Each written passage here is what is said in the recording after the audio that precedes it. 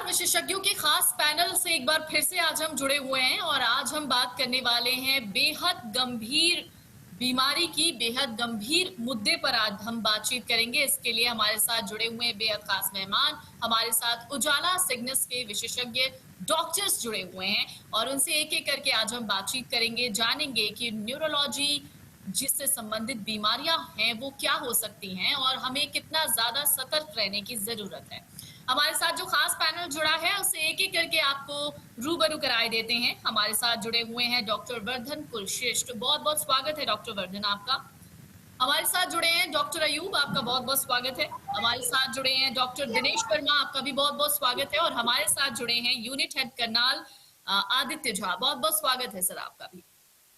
तो चलिए आज इस कार्यक्रम की शुरुआत करते हैं और सबसे पहले बात करते हैं न्यूरोलॉजी से संबंधित कि आखिरकार सबसे हम एक दूसरे से सुनते रहते हैं कि सिर में दर्द है, कोई चोट लग गई है या कुछ और इस तरीके की कोई बीमारी जो न्यूरो से संबंधित होती है तो हम कहते हैं कि किसी न्यूरोलॉजिस्ट को दिखा लो। लेकिन न्यूरो से संबंधित बीमारियां एग्जैक्टली क्या होती हैं? क्या ये बीमारी बहुत ज्यादा गंभीर हो सकती है अगर समय रहते ध्यान ना दिया जाए? हमारे साथ डॉक्टर दिनेश वर्मा भी जुड़े हुए हैं। डॉक्टर दिनेश, एक अहम सवाल ये है, आम भाषा में हम किस तरीके से समझा सकते हैं न्यूरो से संबंधित किसी भी बीमारी को? जैसे अगर कहीं चोट लग जाती है और वो अंदरूनी चोट है जो हमें पता नहीं है, वो दिख नहीं रहा एग्जैक्टली, और उससे कुछ एक दो समस्याएं क्रिएट हो रही हैं, तो हम कैसे ये पता लगाएं कि वो समस्या जो है वो न्यूरो से संबंधित हो सकती है? Namaskar. First of all, thank all the Cygnus team and everyone for inviting me for this talk. Head injuries usually patients आते हैं, सपोज करिए अगर पेशेंट चोट लगने के बाद पेशेंट को बेहोश हुआ है, पेशेंट को मिर्गी आई है, चोट लगने के बाद पेशेंट को किसी भी हाथ या पैर में कमजोरी आई है, उस स्थिति में हमें सोचना चाहिए कि लाइकली हमारे ब्रेन के अंदर कुछ या तो रक्त का रिसाव हुआ है या फिर कोई और चोट है। ऐसी सिचुएशन में हमें तुरंत इमरजेंसी में आके हमें इमरजेंसी ओपिनियन लेना चाहिए। उसके बाद न्यूरो सर्जन या न्यूरोलॉजिस्ट जो भी सेंटर पे अवेलेबल है वो उनका फुल एग्जामिनेशन करके यूजुअली एक simple CT scan rule out कर देता है कि अंदर कोई अंदरूनी चोट तो नहीं है। So the crux is simple CT scan किसी भी चोट के बाद, स्पेशली अगर पेशेंट बेहोश हुआ है, उसको पुरानी याददाश्त चली गई है, पेशेंट को दौरा पड़ा है, हाथ या पैरों में कमजोरी आई है, तो उन परिस्थितियों में यूजुअली एक सीटी स्कैन हमें करा लेना चाहिए। डॉक्टर अयूब, न्यूरोलॉजी से संबंधित आमतौर पर कौन कौन सी बीमारियां हो सकती हैं और किनका ख्याल हमें एक उम्र पर जाकर रखना ज्यादा जरूरी होता है जब तक कि कोई चोट ना लगे? देखिए, न्यूरोलॉजी से संबंधित बहुत सारी बीमारियां हो सकती है। वो स्टार्ट होते हैं सिंपल माइग्रेन से, तो दूसरा होता है उसके बाद कुछ मौलिक बीमारियां हैं लाइक ब्रेन ट्यूमर्स, ब्लीडिंग जिसको लकवा कहते हैं, ऐसे हो सकता है। और स्पाइनल कॉर्ड में भी बहुत सारी न्यूरो प्रॉब्लम्स हो सकती है। जो ब्रेन में यूजुअली प्रेजेंट करता है वो या तो पेशेंट बोलेगा कि मैं सुनाई कम देता है, वो होता है कोई ट्यूमर में के लक्षण होते हैं, या उसको किसी साइड कोई कमजोरी आ गई तो वो लकवा क्या लक्षण होते हैं, या उसको दौरा पड़ रहा है तो उसको उसके लिए इवॉल्वेट करना चाहिए। आंखों में नजर कम आना, नजर का कम होना, या बातचीत में कोई गड़बड़ हो रहा है, स्लरिंग हो रही है उसके बात में, तो इन कंडीशनों में उसको कंसल्ट करना पड़ेगा अपना फिजिशियन। इस वक्त है हमारे साथ आदित्य झा जो कि यूनिट हेड हैं करनाल के। आदित्य जी, एक बड़ा अहम सवाल है वो ये कि जो मुझे लगता है कि सबको जानना चाहिए कि अगर इस तरीके की कोई बीमारी है, इस तरीके से कोई कुछ किसी भी मरीज को पता चलता है कि वो न्यूरो से संबंधित किसी बीमारी से पीड़ित है, तो ऐसे में मेडिकल अटेंशन कितना ज्यादा जरूरी होता है, चाहे वो पैरालिटिक अटैक हो, स्पाइनल कॉर्ड इंजरी हो? यहाँ पे बहुत ही अच्छा क्वेश्चन पूछा है और ये सबको, एक नॉर्मल कॉमन लोग को भी जानना चाहिए कि जो शुरुआत के कुछ घंटे होते हैं वो गोल्डन आवर्स होते हैं। अगर आप उस चंद घंटे में अगर आप टाइमली पेशेंट को पहुंचाते हैं वहां तक जहां की ये सुविधा उपलब्ध है, तो कंप्लीट रिकवरी की चांसेस बहुत ज्यादा बढ़ जाती है। अदरवाइज अगर आप इसमें लेट करते हैं तो कंप्लीट रिकवरी के चांसेस कम हो जाते हैं। जैसे कि कोई अंग का सूनापन बरकरार रह सकता है, वीकनेस बॉडी में आपके बने रह सकते हैं।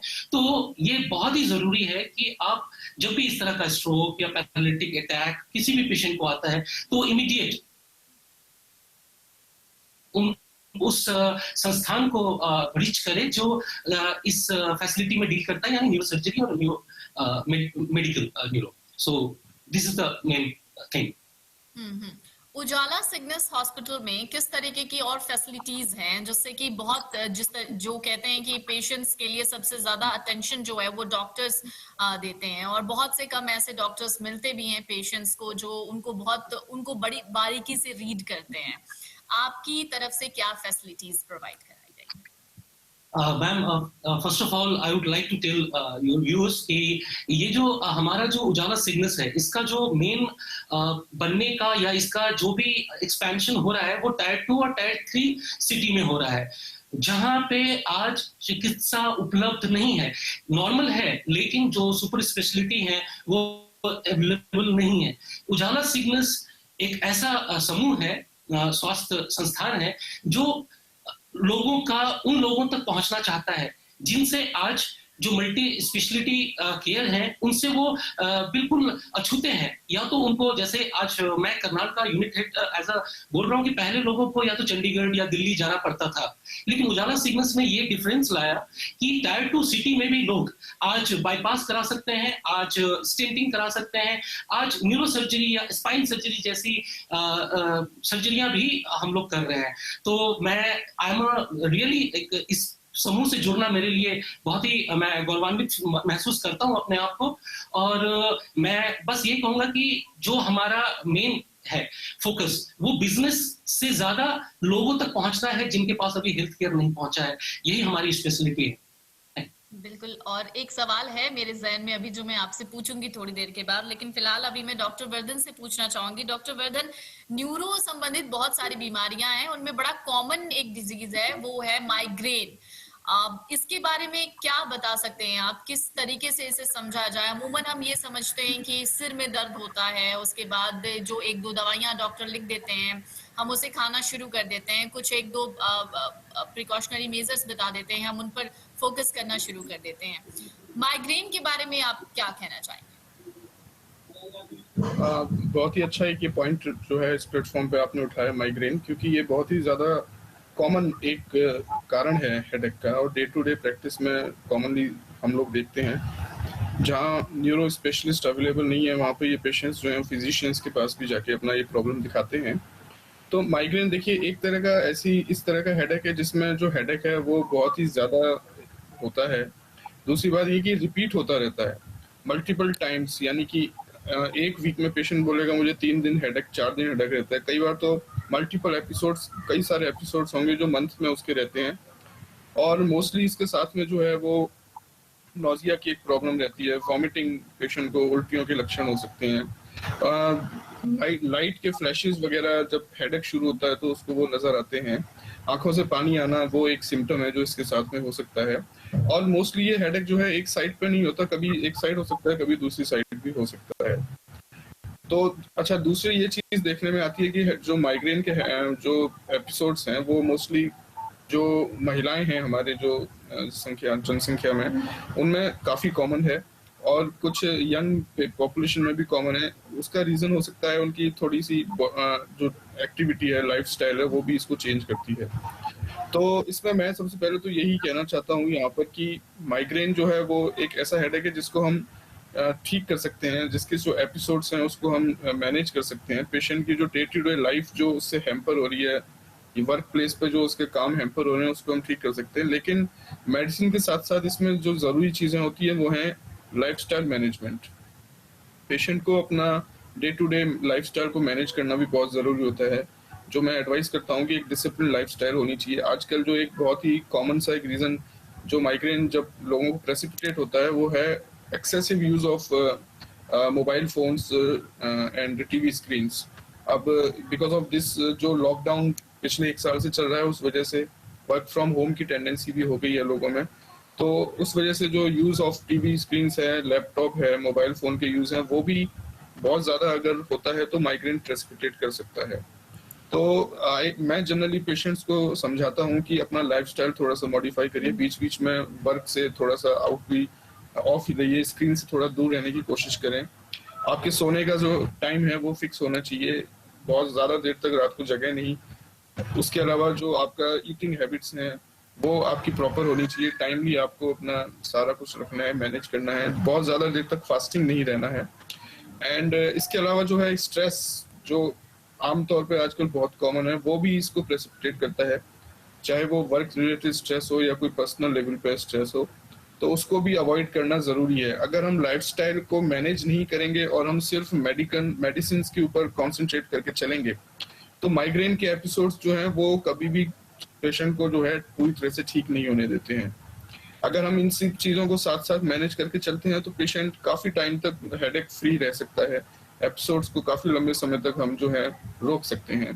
तो ये कुछ चीज़ें हैं जो माइग्रेन के बारे में जाननी ज़रूरी होती है और आम पॉपुलेशन को भी इसके बारे में जानना चाहिए। एक सवाल और बड़ा महत्वपूर्ण हो जाता है, वो हो जाता है कि अल्जाइमर। हम उसे उम्र से जोड़कर देखने लगते हैं कि अगर कोई 60 या 70 साल का हो जा रहा है या कोई 80 साल का हो जाता है तो उसे अल्जाइमर हो जाएगा। ये अमूमन जो आजकल लोग कहते हैं वो यही कहते हैं।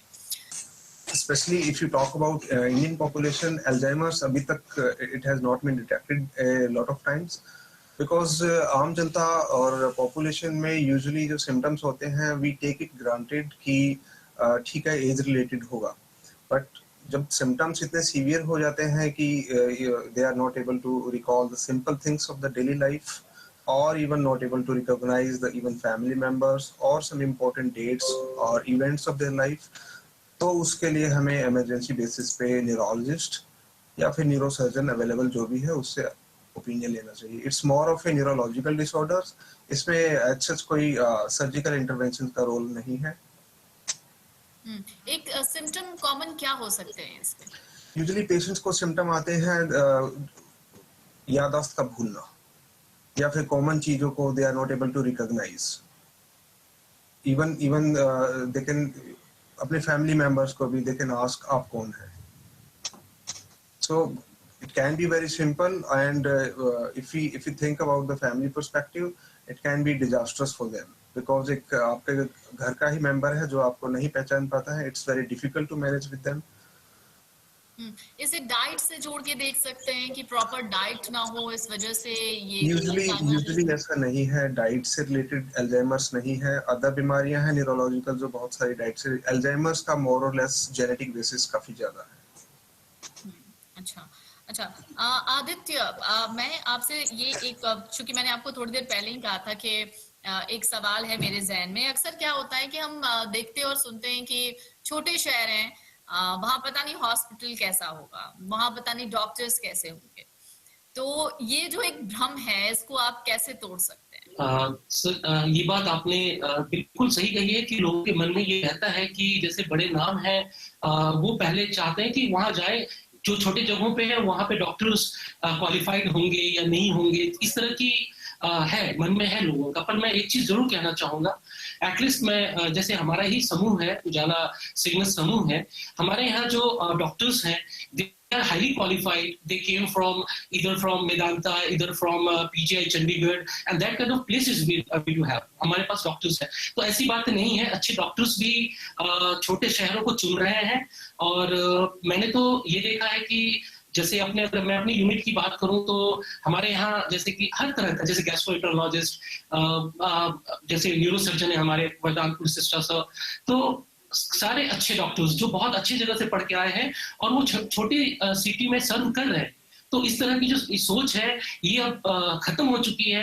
अब डॉक्टर्स भी टायर 2 टायर 3 सिटी की तरफ रुख कर रहे हैं, तो इसमें कोई घबराने की बात नहीं है और वो उतने ही सेफ है बड़े हॉस्पिटल में जितने छोटे जगहों के अच्छे हॉस्पिटल्स हैं। ये आपको जानना होगा कि जैसे कोई गवर्नमेंट से मान्यता प्राप्त है, जैसे हम QCI NABH सर्टिफाइड है, तो इस तरह का लेकिन चीजें हैं जो ध्यान देनी चाहिए कि हॉस्पिटल का एक्रेडिटेशन है या नहीं है, हॉस्पिटल मान्यता है या नहीं है, तो बस ये चीजें देखनी होती है, अदरवाइज डॉक्टर्स हर जगह अच्छे हैं।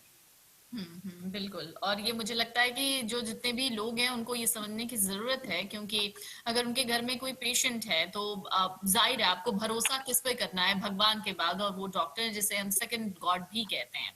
अच्छा, अब डॉक्टर वर्धन, एक सवाल मेरा ब्रेन ट्यूमर से रिलेटेड। आजकल ये भी एक बड़ी गंभीर बीमारी हो चुकी है जिसके बारे में अगर हम सुनते भी हैं तो सिहर से जाते हैं। सबसे पहले ख्याल आता है कि अब क्या होगा, पेशेंट बचेगा नहीं बचेगा। दूसरा ख्याल आता है बहुत खर्च होता है।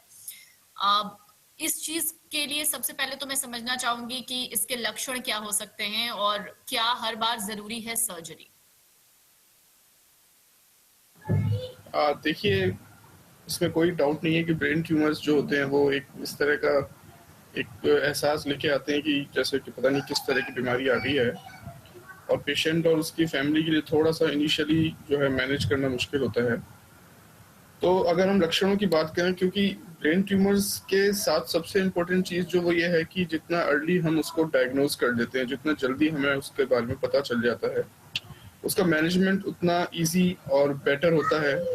और जो मैनेजमेंट है उसके बाद पेशेंट की जो लाइफस्टाइल है, उसकी क्वालिटी ऑफ लाइफ कैसी रहेगी, वो उस पर डिपेंड करती है। तो अगर डायग्नोसिस जल्दी हो जाता है तो मैनेजमेंट अच्छा रहता है, बाद की पेशेंट की जो क्वालिटी ऑफ लाइफ है वो अच्छी रहती है।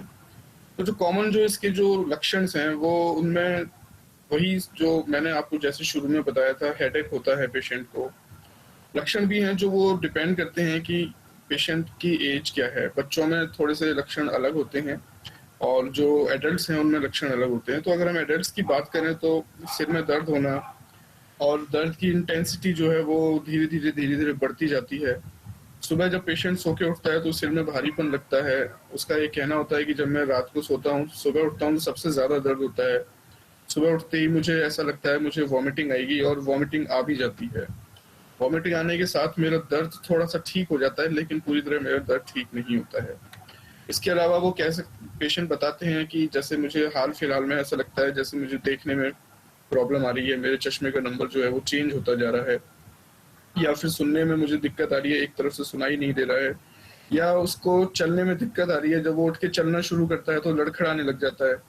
घर वाले सोचते हैं कि ये ऐसे क्यों चल रहा है, कहीं कोई कमजोरी तो नहीं आ गई है।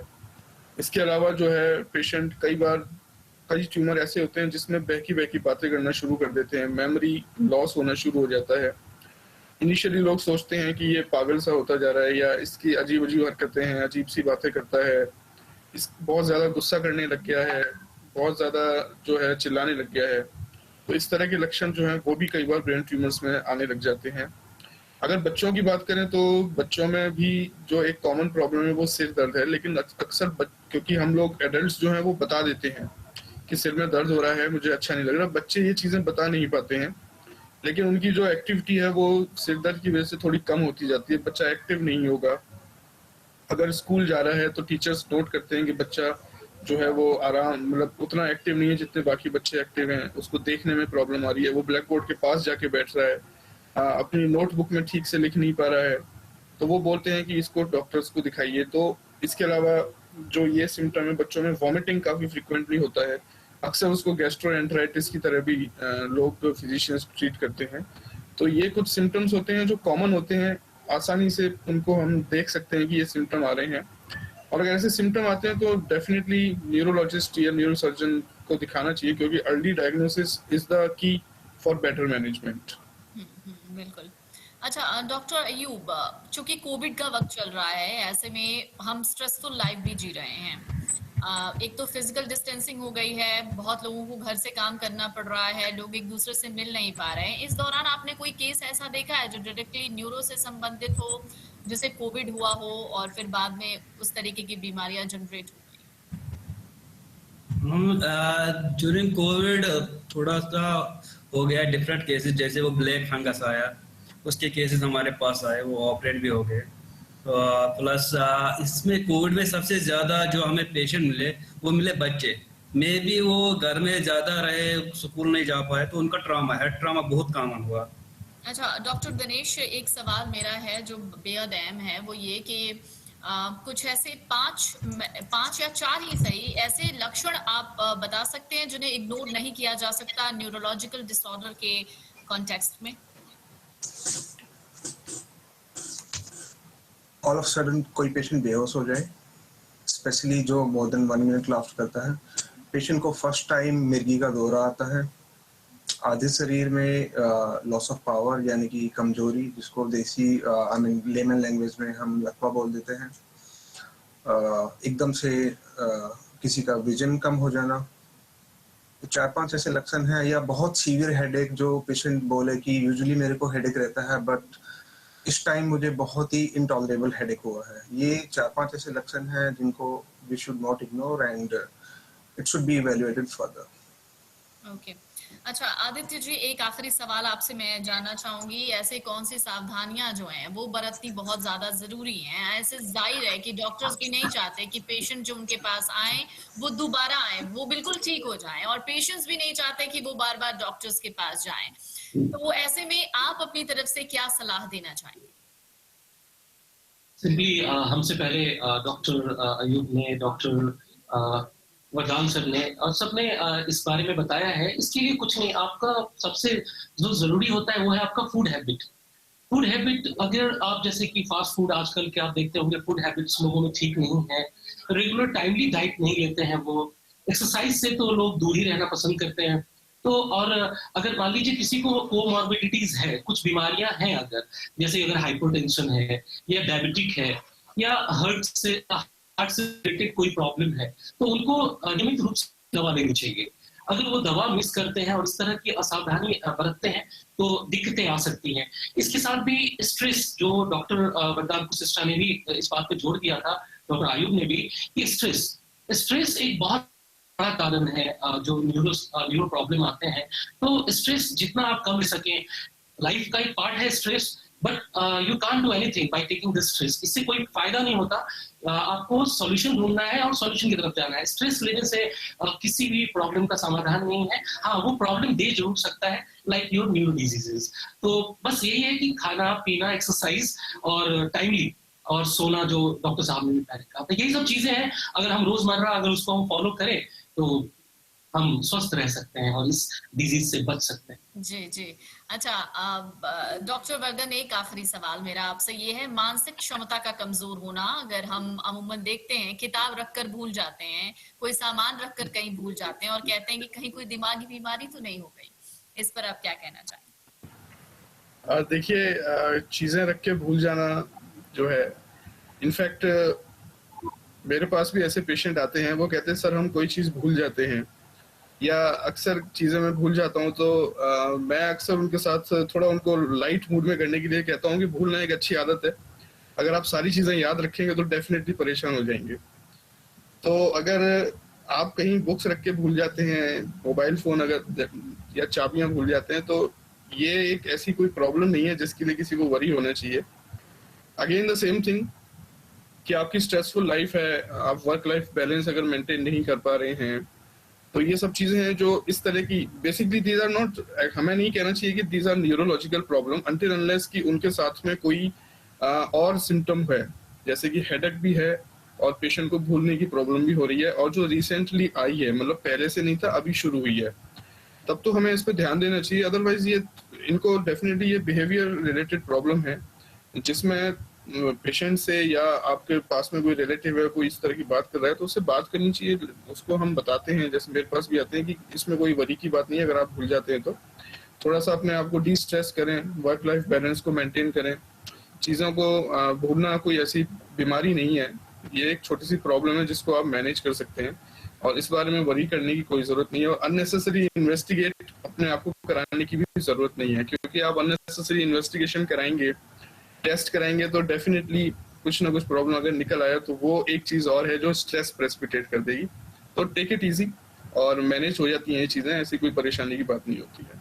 बिल्कुल टेक इट इजी, और हम भी यही कोशिश कर रहे हैं इस प्रोग्राम के जरिए कि चीजें बहुत इजी होती जाएं। बहुत बहुत शुक्रिया आपका डॉक्टर वर्धन, हमसे बातचीत करने के लिए। डॉक्टर दिनेश, आपका भी बहुत बहुत शुक्रिया। डॉक्टर अयूब, आपका शुक्रिया। और आदित्य जी, आपका भी बहुत बहुत शुक्रिया। Thank you.